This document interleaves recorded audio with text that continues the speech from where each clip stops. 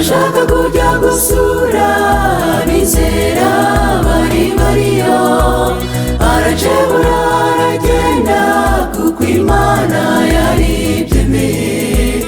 yagira ngo ayineya nawe akunda byungukiremo yaramaze imyaka 8 aremaye atagenda ayineya maze ahura na Petero umukozi w'Imana umuvugiramana maze aramwegera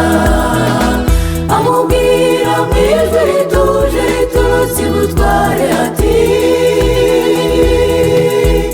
haguruka ufate uburiri bwawe ahagurukana ingufu mu butware bw'uwamukijije ashimira Yehova ashimira mbabazi umuzahuye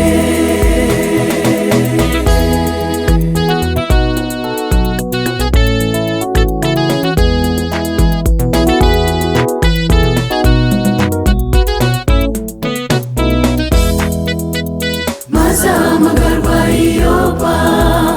ageze asanga imiborogo y'agahinda abagore bafite intimba kubw'umubyeyi wari ubakuwemo Tabita yarishije abantu we Petero bimugera ahantu ari imyambaro Tabita yatuboheye none arasinziriye uwamudusubiza uwamugarura none sagabwa icyubahiro yakongera agakora ibirenze bitubona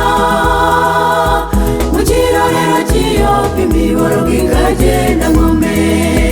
Petero arabarinda Petero abigizayo bose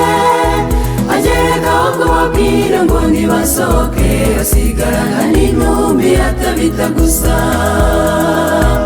amuhamagara ngo ijwi gifitiye ubushobozi umubyeyi araranganya amaso maze azukira mu butware bw'umuhamagaye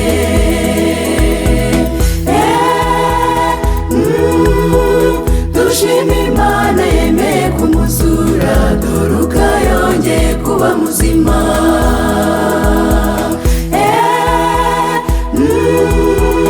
dushima Imana yemeye kumuzura dore uko yongeye kuba muzima